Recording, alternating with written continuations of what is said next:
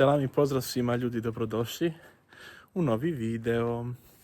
Ovako ljudi, danas vam snimam jedan poseban video koji sam iskreno htio da vam snimim prije, pa sigurno jedno mjesec dana, možda čak i prije, ali nema se vremena, radi se i vjerujte mi, vrijeme nas nije poslužilo, ali kao što vidite danas, sad malo vjetar piri, nadam se da ćete me čuti, kao što vidite danas je bolje vrijeme, danas nam je sunce, tako rekao da iskoristim ovo lijepo vrijeme da vam snimim jedan video. Par ljudi me pitalo koji imaju namjeru da dođu u Njemačku su me pitali kakve su cijene nekretnina u Njemačkoj. Naravno, ja što ću vam danas snimiti video, to je otprilike koja je cijena, samo da prođu auti. Danas je prometno, danas je sunce, danas ljudi idu, ja se nadam da ćete me čuti. Mikrofone još nemamo, tako da se nadam da ćete me čuti.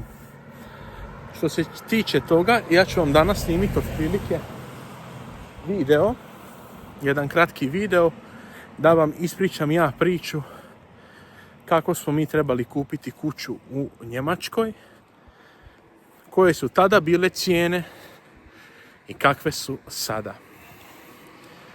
Prvenstveno da vam kažem, kad smo mi htjeli kupiti kuću, to je bila godina 2021. Mi smo 2020. došli tu, znači nakon godinu dana, to jest malo manje, nakon 7 mjeseci, mi smo našli jednu kuću, to je od nas nekih 25 km. Našli smo kuću koja nam se jako svidjela u jednom selu. Prekrasna kuća, velika i stvarno je bila po pristupačnoj cijeni tada. Tada je kamatna stopa bila od 1,5 do nekih 2,5%. Kamatna stopa je bila još ok, kakva je sada. Zavisi od banke. Mi smo naravno gledali i tako smo razmišljali da kuću kupimo, ali pojedinci, ja sam se malo zadihao ljudi, kod nas je sve brdovito, izvinite.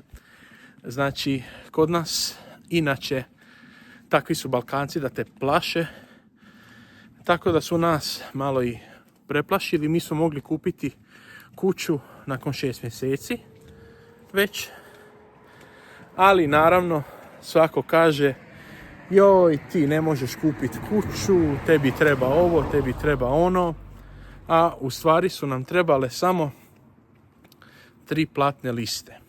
3 platne liste i morali smo imati stalni radni odnos. Ja nadam se da me vidite ovako. Stalni radni odnos. Tako da mi smo u svakom slučaju mogli nakon 3 mjeseca već kupiti kuću laganini ono. Ali eto, jedan ti kaže jednu informaciju, drugi ti kaže ovakvu, svako kaže neku svoju, ali eto. I mi smo saznali da ima jedan naš čovjek, to je čovjek iz Srbije, da naši priča, jer mi tad nismo znali njemački dobro, da on ima svoju agenciju, da prodaje kuće, psi laju, ubijaju, da prodaje kuće po skromnoj cijeni, em priča naši, em nam daje kredit, tako da smo mi odlučili da pogledamo prvo tu kuću.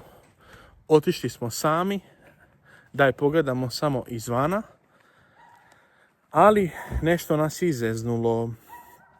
Tako da ću vam ispričati sad ukratko šta je to bilo, pa ću vam pokazati neke kuće evo u mom selu, to jest u našem selu gdje mi živimo, u malom prijedgrađu, ajmo reći. I da vam kažem otprilike koliko koštaju nekretnine, to je stanovi, kuće i tako dalje. Ja sam tada, nas smo 4 radili zajedno još, ali ja sam tada promijenio posao nakon nekog vremena jer sam imao naravno probleme sa šefovima i tako dalje, što nije bila moja krivica naravno. Radio sam noćnu smjenu, to je 1. mjesec koji sam odradio u novoj firmi. već sam imao 2 platne liste od stare firme, znači trebale su biti, svako je trebao da ima 3 platne liste iz firme jedne. Ali ja sam saznao da se mogu i ove nove, znači ja sam imao 2 platne liste od stare firme i još jednu sam trebao imat nakon tih mjesec dana kad mi dođe prva plaća. Uglavnom nama su se informacije pobrkale, nama su ljudi svašta pričali, ali eto, ja sam saznao od jednog dobrog prijatelja koji mi je danas jako dobar prijatelj u gradu gdje sam ja. Rekao mi je, odnesi ti njemu, ako tvoji već tamo rade stalno, ti si se prebacio, nema veze, skupite zadnje 3 platne liste, to jest zadnja 3 mjeseca i odnesite tamo i kredit ćete možda i za kuću. Mi smo pogledali kuću, jako nam se svidla, veliko dvorište. Kuća je bila na 2 kata, preko 200 kvadrata, stvarno bila prekrasna kuća. Ali eto, o tom potom nismo imali sreće, nije bila naša nafaka. I hvala Bogu što je nismo kupili. Ali tad nam se jako svidjelo i rekao šta ćemo mi. Ja odradim taj mjesec dana, izvinite, stalno neki promet. Odradio sam ja tih mjesec dana u toj novoj firmi i skupio 3 platne liste. Ali kad sam trebao da podignem platnu listu zadnju, to jest od te nove firme, napravio mi je šef grešku i stavio da sam dobio plaću manje. A ja sam već rekao otprilike koliko ja zarađujem, kakva mi je plaća, koliko svi zarađujemo zajedno da bi digli jedan obiteljski kredit. Tako da, nažalost, taj zadnji mjesec, ta 3. lona koja mi je baš trebala, je bila, ajmo reći, ako sam primao plaću 1700 eura, on mi je na toj platnoj listi stavio 1100 eura. Sad ne znam koliko je točna bila cifra, nisu mi zarađivali toliko nešto novaca i nisu bile tolike satnice baš, a i pogotovo kad ne znate njemački, kad ste novo pečeni što kažu, onda vas iskorištavaju maksimalno. Uglavnom, da vam skratim priču, zadnju lonu tu koju sam čekao, to jest zadnju platnu listu, bila je greškom napisana, manje novaca, nema veze, ja sam tu platnu listu uzeo, odnio sam kod tog čovjeka. Njihove 3 platne liste su bile super, i od muterke, i od baba, i od Elme, ali moja nije pasala. I na kraju, on meni kaže da to nije dobro, ne možete dobiti toliku cifru kredita, možete manju. Kuća je tad koštala skoro oko 200.000 eura i naravno mi smo htjeli da dignemo obiteljski kredit jer smo se doselili tu, svidjelo nam se sve. Roditelji nisu toliko potencirali jer nisu znali da li nam se sviđa, da li smo se navikli to, ali mi smo se svo 4 složili zajedno da bi to bilo odlično da kupimo nekretninu ovdje, jer naravno kao i dan danas planiramo da živimo tu, ali što sam rekao na samom početku videa, hvala Bogu pa je nismo prodali zato što, to jest ne da nismo prodali što je nismo kupili, hvala Bogu, zato što dan danas bi se ja prvi kajao i svi oni, jer mi dan danas ne znamo gdje će nas put navest i naučio sam da ne treba ništa da me veže. Niti nekretnina, niti bilo šta na ovome dunjaluku. Tako da, hvala Bogu, pa nismo kupili tu kuću, ali nikad se ne zna kad možemo kupiti kuću, kad je možemo mi sami napraviti, to od dragog Boga je sve. Tako da, ta lona nije prošla, to je zadnja platna lista, ja stalno govorim lona, jer je to na njemačkom. Platna lista nije prošla. Ja sam zvao šefa, rekao šefe, taka i taka situacija. Moja platna lista ne valja. Kaže, Hasane, nikakav problem nije. ako ti se svidi ta kuća, reci neka sačekaju, to je, kaže, za par dana ću ti ja to poslati na mail da ti to sebi kopiraš i da mu odneseš. Ja sam zvao agenciju i rekao sam im šta i kako, to je tog čovjeka iz Srbije. On je rekao nema nikakvih problema. Kaže, ja ću njih nazvat i dogovorit ću se sa njima. Mi smo se zagrijali, sve super. Sad baš motori naši da idu. A moraju i oni ljudi. I uglavnom, ja kažem mojima, jel se slažete? Kaže, naravno sine, neka sačekaju ovo, ono i to je to. I nakon 3 dana, to jest 2 dana je bilo, lažem, nakon 2 dana je on meni poslao tu platnu listu koja je bila normalna i mi idemo da dignemo kredit, ali babu je zanimalo kako izgleda još dvorište. Mi smo nazvali tog Njemca, baš privatno, jer je bila kuća i na oglasu jednom. Zvao ga je babo, kaže, jel možemo vidjeti i unutra ovo ono. Kad mi zovemo čovjeka, čovjek se nasmija, kaže, nažalost, kuća je već prodana. Zovemo ovog drugog što prodaje nekretnine, našeg čovjeka, on kaže, ja sam zvao, rekli su da će sačekat. Taj čovjek nije išao preko kredita koji je kupio kuću, nego je dao keš. Tako da on je kuću kupio, mi smo ostali bez te kuće i vjerujte mi, izgubili smo volju jer ta nam se kuća jako svidjela. I u par mjeseci je veliki porast nekretnina, znači cijene su skočile brutalno. Kamatna stopa je skočila brutalno, kuće su poskupile. Tako da to je jedna kratka priča da vam kažem kako je u stvari naš plan propao, ajmo reći. Ali nije bila naša nafaka jednostavno i meni je drago što je to tako ispalo. Ja sad malo u krug vrtim tu, jer tu imaju neke kuće koja je malo starija, koja je malo novija, da vam pokažem i da vam kažem otprilike koje su cijene nekretnina u Njemačkoj sada. Moram da okrenem kameru, a vi ostanite uz video. Sada, cijene koje ću vam govoriti, to je otprilike koliko ja mislim, znači nemojte me držati za riječ. Ja sad hodam jednom ulicom ovdje, koja nije baš blizu moje kuće, ali eto, malo smo prošetali. Znači nema hejta, ljudi moji, mislim ko hoće neka hejta, ali ja niti radim u agencijama za nekretnine, ali htio sam da vam snimim video da vidite koliko su kuće poskupjele. Opet, privatno je privatno kad neko prodaje, nekome na primjer hića, nekom trebaju pare, pa je da, pošto zašto, ali vjerujte mi, to je jako rijetko ovdje u Njemačkoj. Ali i ima. Na primjer, ova kuća je prekrasna. Ova kuća ima garažu, znači dvokatnica je kuća. Ova kuća po meni bi bila, pa tako, od 350.000 eura čak i do 400.000 eura. Znači takva mala kuća. A zamislite neka kuća koja je veća. Na primjer, ova kuća je vjerovatno starija gradnja. Ova kuća je oko 270 do 350.000 eura. Kažem vam, kuće su poskupile brutalno.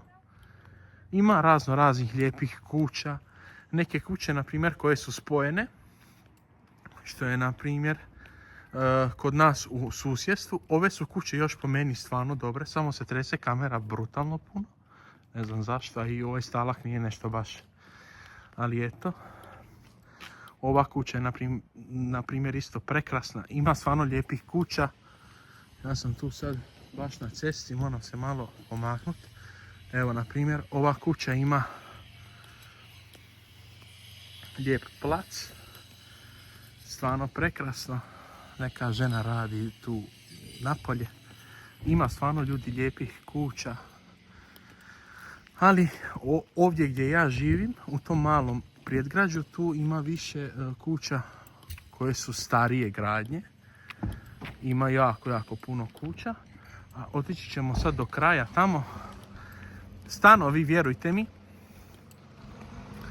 prošle godine kad sam radio u metalnoj industriji, imao sam jednog prijatelja, to je njegov stric je, oni su Turci, inače stric se njegov bavi nekretninama i pokazat ću vam sada stan koji košta 500.000 eura, što je po meni, znači trosoban stan, ništa specijalno, 75 kvadrata, tako nešto je rekao da je. I stvarno, zato nikad ne bi dao, znači, $500.000 eura, iskreno, za stan. Prije bi dao za kuću, jer kuća je ipak nešto ono, kako da kažem, kad su vam mala djeca i ko ima djecu, dijete može i da zaplače, što se kaže, i sve. A kad ste u stanu, znate i sami kako i šta funkcionira. Evo, vidite kakve su kuće u Njemačkoj. Znači ima od zgrada, ima puno kuća, ima na primjer zgrade koje imaju samo po 3-4 stana ili naprave od kuće, što su mnogi Balkanci stvarno dobro napravili, od kuće naprave 2-3 stana, od garaže naprave jednosoban stan. Ako već kupujete kuću, gledajte da je sa velikom kvadraturom, da napravite minimum još 2 stana u toj kući. Ako je velika, napravite sebi lijepo 2 stana i neka vam podstanari plaćaju ratu kredita i vaša kuća je za 30 godina, jer svako uzme kuću na kredit od 30 godina pa nadalje. Tako da ja u ovom videu nisam rekao da nikad ne bi kupio kuću, ne daj Bože, ili neku nekretninu, ali za sad ne planiram. Naravno kad se skrasim, kad budem imao svoju obitelj, to jest kad nađem ženu svog života, kad budem imao djecu, naravno da ću kupiti sebi nekretninu, ali prvo da ja vidim gdje ću ja da živim na kraju krajeva. Da li će to biti Njemačka, Amerika, Australija, to ćemo vidjeti. Znači Hrvatska, Austrija, imamo puno prijatelja iz raznih država koje nas zovu da se preselimo, ali vidit ćemo. Allah zna najbolje, tako da Bog će nam odrediti gdje ćemo živjeti, gdje ćemo umrijeti, tako da to ostavljam na njega. To sam htio reći. Napravite ratu kredita, neka vam otplaćaju drugi. Kupite kuću ne baš kad ste stari.